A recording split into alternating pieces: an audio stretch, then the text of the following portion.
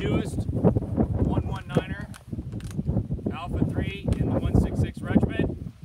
I want to thank all of you for coming up here, braving the wilds, and showing the staff members, the unit, and most importantly the family, your concern for them and for this unit. I'm going to go ahead and turn it over to Captain Derr's commander, Colonel Mance, for his opening remarks. Thanks, Rick. Everybody, welcome. I'd like to echo what Sergeant Shrek just said. I really appreciate everybody being here. Our distinguished guests in the back, all the members of the 2nd Battalion, students that are here that probably aren't even sure what it was all about, and the candidates who were especially touched by Chuck. Been in the Army for nearly 20 years, and one of the things I've learned is that we truly are a family. Good times and bad, you can always count on somebody wearing that uniform to be there for you. Unfortunately, when the times are bad like we've had this past week, you feel it more than you normally do, but there's always there, somebody's always there for you. We cover down on each other. The loss of one is felt by all, and that's certainly the case with Major Chuck Derr.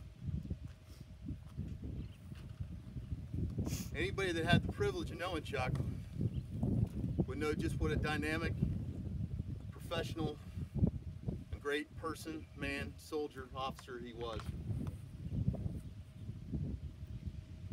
When he'd walk into a room, you knew he was there.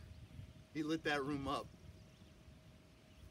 Good ways, candidates sometimes for you bad ways, but nonetheless, you knew he was there. He spoke in a very, very deep voice that everybody heard, and it would bellow. He commanded respect, not demanded respect, of everybody he came in contact with. And I say that because there's certainly a distinct difference between the two.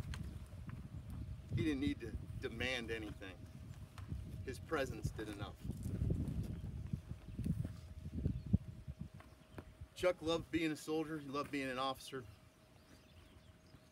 And this family, he loved as much as his very own. I had a couple of conversations with him, and as an OCS instructor and trainer, there's an Army standard, and then there's a Chuck Derr standard. And I will tell you that any officer that came through this program with as an instructor, they got that stamp of approval from Chuck. That meant that he entrusted the lives of soldiers to that officer. And that's not easy to get from anybody. And those of you who know Chuck know exactly what I'm talking about. Candidates, you have no idea how fortunate you are to have had him as one of your instructors. So, we're fortunate in our line of work. It's much different than any other walk of life, that we're able to honor our brother in a very special way. So today, as we do this dedication, and we do this shoot in his honor, there's a couple of things that I had been thinking about. So in the Army, almost everything we do has something symbolic or some symbolism behind it. And I was thinking about it last night, about just what this means today. And for some of you, I apologize if it might sound a little corny or cheesy, but it kind of resonated with me. So as we load around in and we fire it, that bark of the cannon, first of all, reminds me of Chuck. Second of all, that's a unified voice of all of us. It kind of expresses our anguish and grief over his loss, but it's also our voice that hopefully he hears us and knows that he's in our thoughts and our prayers. That round's going down range, pointed up towards the heavens, is letting them know that they have an artilleryman about to join their ranks. The round's impacting the ground, are very symbolic of the great impact that he had on each and every one of us. And it'll be felt.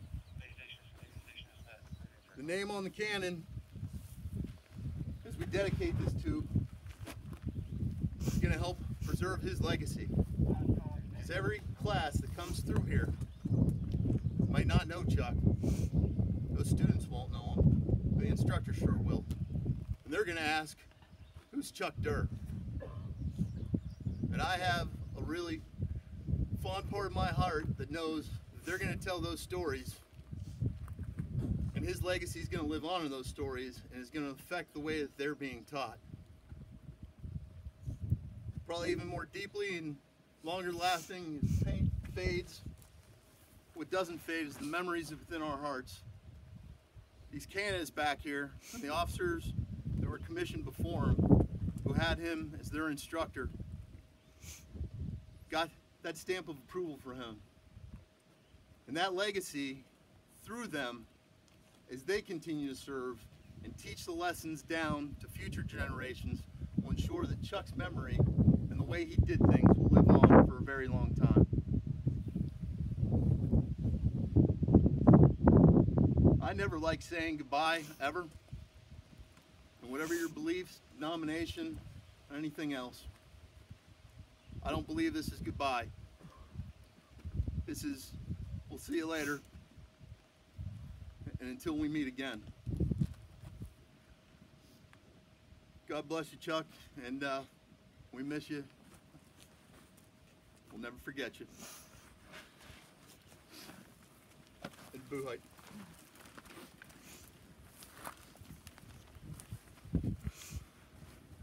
Major Charlie Derr, Chuck.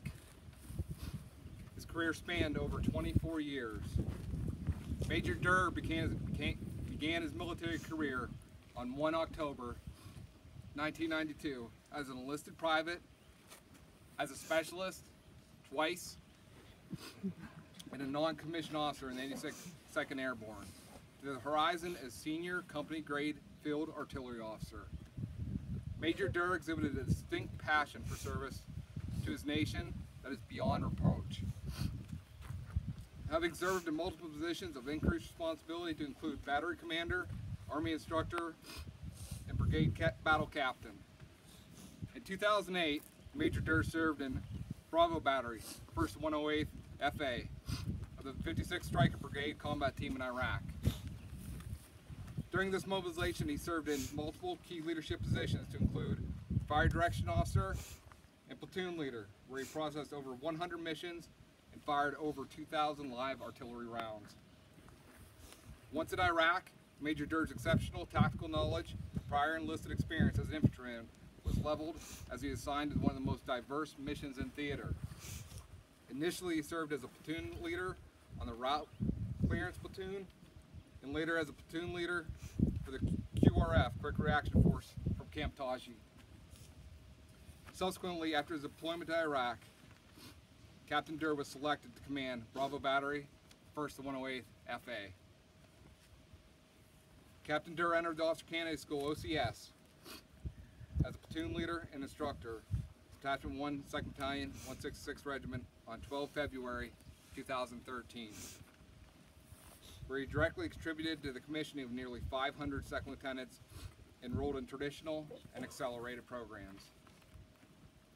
Major Derr's expertise as a seasoned field artillery officer was leveraged during multiple field artillery MOSQ and PME courses live fire exercise while he served as a fire directions officer.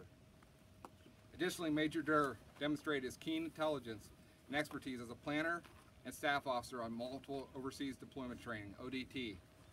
Exercises include Operation Saber Knight in Estonia, Operation Allied Spirit in Lithuania, and Operation Dynamic Front 2 in Germany. Major Derr's awards and medals include the Meritorious Service Medal, the Bronze Star, ARCOM 2, Army Achievement Medal 4, the Army Reserves Component Achievement Medal 4, National Defense Service Medal 2, Armed Forces Reserve Medal, Armed Forces Reserve Medal with M device 2, Meritorial Unit Citation, Armed Reserves Overseas Training Ribbon, the Driver Mechanic Ribbon, the Iraqi Campaign Medal, Humanitarian Service Medal, the Global War on Terrorism, the Army Service Ribbon, and the Parachutist badge. Ladies and gentlemen, this is a quick bio of Chuck, but it means so much more for the people that knew Chuck. He wasn't about awards, he wasn't about medals, he was about soldiers. Soldiers first. He didn't care about the ribbons on his chest, he cared about the soldiers and how he affected them. And everyone who's known him, this has affected him deeply. And his legacy will live on. Thank you, sir. All right, I just want to tell you a little bit about this howitzer that's being named after this great man. So, this is the M119 Alpha 3. It is a 105 millimeter howitzer.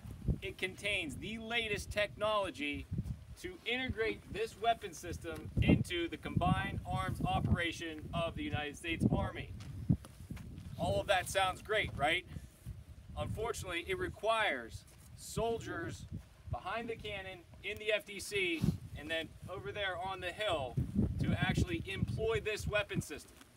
Those soldiers are trained here at Fort Indiantown Gap in 2nd Battalion. We do have students on ground. You guys can see them, talk to them, whatever you want. But the idea is this howitzer from now on will be used to train all of those future 13 Fox, 13 Juliet, and 13 Bravos to master their warrior skills. And I believe that that is how Chuck Derr would want to be remembered. The competency, the accuracy, the effectiveness